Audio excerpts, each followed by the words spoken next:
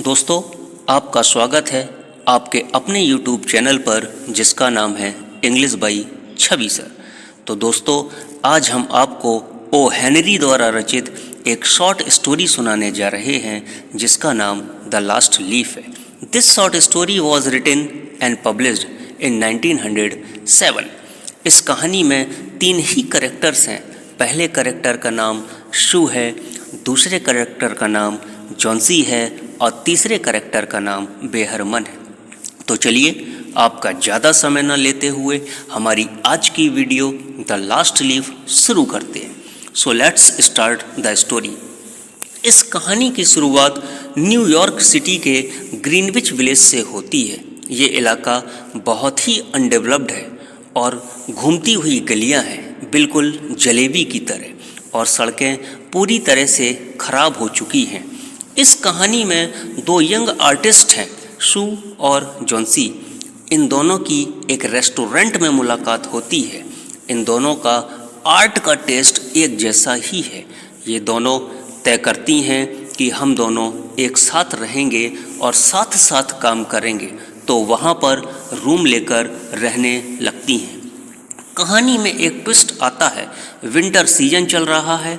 Greenwich village में एक बीमारी फैल रही है जिसका नाम निमोनिया है और पूरे एरिया में लोग बीमार होने लगते हैं और जॉन्सी को भी निमोनिया हो जाता है और जॉन्सी मरने की कगार पर पहुंच जाती है। यहाँ पर डॉक्टर शू से कहता है कि जॉन्सी की हालत क्रिटिकल है और जॉन्सी डिप्रेशन का शिकार होती जा रही है और वह जीना ही नहीं चाहती है। तो डॉक्टर शू से जानना चाहता है कि किस बात का डिप्रेशन जॉन्सी को है।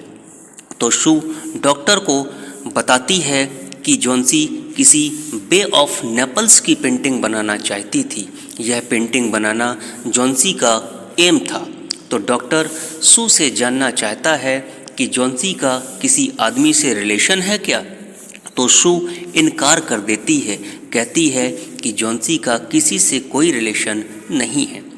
शू अब जॉन्सी के पास बैठकर अपनी मैगज़ीन पर काम करने लगती है।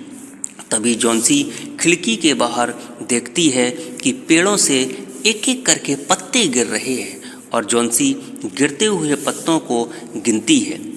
जॉन्सी के दिमाग में चल रहा होता है कि जब इस पेड़ का आखिरी पत्ता भी गिर जाएगा तो जॉन्सी खत्म हो जाएगी। तो शू कहती है कि डोंट बी सिली, टॉक। शू झूठ बोलती है जॉन्सी से कि डॉक्टर कह रहे हैं कि उसके रिकवरी के 90% चांस है, लेकिन डॉक्टर ने तो 10% ही चांस बताया था। शू झूठ इसलिए बोलती है कि वह जीने की उम्मीद न खोए। शू हर तरीके से जॉन्सी का चीयर अप करती है, लेकिन जॉन्सी कहती है कि इन पत्तों की तरह वह अपनी पकड़ खो देगी और पुअर टायर्ड पत्ती की तरह ज़मीन पर गिर जाएगी। जहाँ पर शू और जॉन्सी रहती थीं, वहीं आसपास एक शराबी अनसक्सेसफुल ओल्ड आर्टिस्ट रहता था जिसका नाम बेहरमन है। बेहरमन जॉन्सी और शू का पड़ोसी था।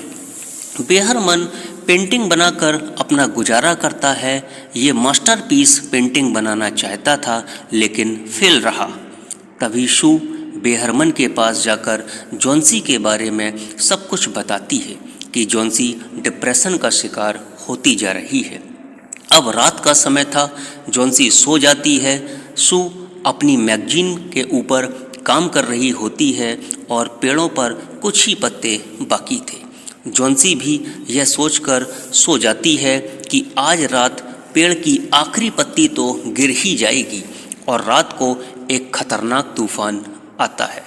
जब जॉन्सी सुबह सोकर उठती है तो वह देखती है कि पेड़ की सारी पत्तियां झड़ गईं, केवल आखिरी पत्ती पेड़ पर थी और वह आखिरी पत्ती ऐसे पेड़ पर लगी हुई थी जैसे वह पत्ती पेड़ को छोड़ना ही नहीं चाहती थी।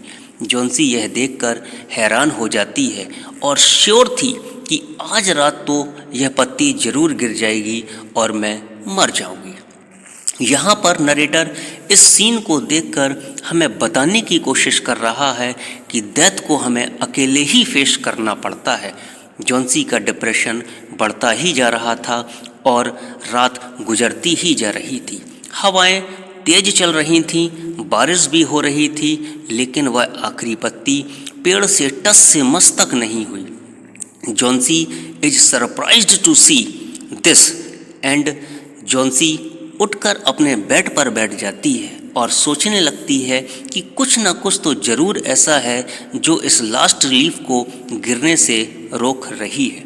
जॉन्सी ने अपनी पेंटिंग वे ऑफ नेपल्स को मेंशन किया, याद किया, और जॉन्सी की हालत में अब धीरे धीरे सुधार हो रहा था।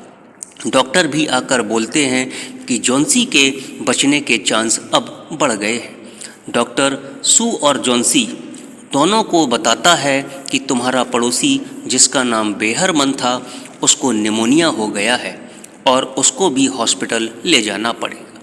और अगले दिन एक बैड न्यूज़ आती है कि बेहरमन की डेथ हो गई।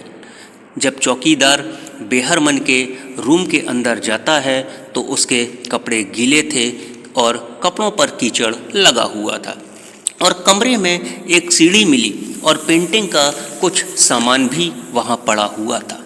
शायद बेहरमन उस तूफ़ानी रात में पेंटिंग का काम करने गया होगा, लेकिन सच्चाई ये थी कि बेहरमन सीढ़ी से चढ़कर जॉन्सी की खिड़की पर आया होगा और उसने ही पत्ती की लास्ट इमेज बनाई होगी। उसने पत्ती की इमेज इतनी रियल बनाई कि कोई पहचान ही नहीं पाया कि वह रियल पत्ती है या पेंटिंग। तभी जॉन्सी को आश्चर्य हो रहा था कि इतने भयंकर तूफान में यह लास्ट लीफ कैसे बच गई। ये पत्ती नहीं बल्कि एक पेंटिंग थी, या फिर ऐसा कह लें कि वह पत्ती नहीं बल्कि एक विश्वास था, एक उम्मीद थी जिसने जॉन्सी को जिंदा रखा। लास्ट में सू बोलती है कि मरने से पहले बेहरमन एक ऐसा मास्टरपीस बना गया जिसने किसी की जान बचा ली। तो ये थी आपकी कहानी। यदि कहानी अच्छी लगी हो तो शेयर करना न भूलें। आपसे इन्हीं शब्दों के साथ विदा लेता हूँ कि खुश रहिए, मस्त रहिए और जहाँ रहिए प्रसन्न रहिए। तो दोस्तों, यदि आपको यह वीडियो अच्छा लगा हो तो चैनल को सब्सक्राइब करें और बेल आइकन को प्रेस करें, ताकि जब भी कोई वीडियो आपके लिए आए तो वो आप तक सबसे पहले पहुँचे। Thank you.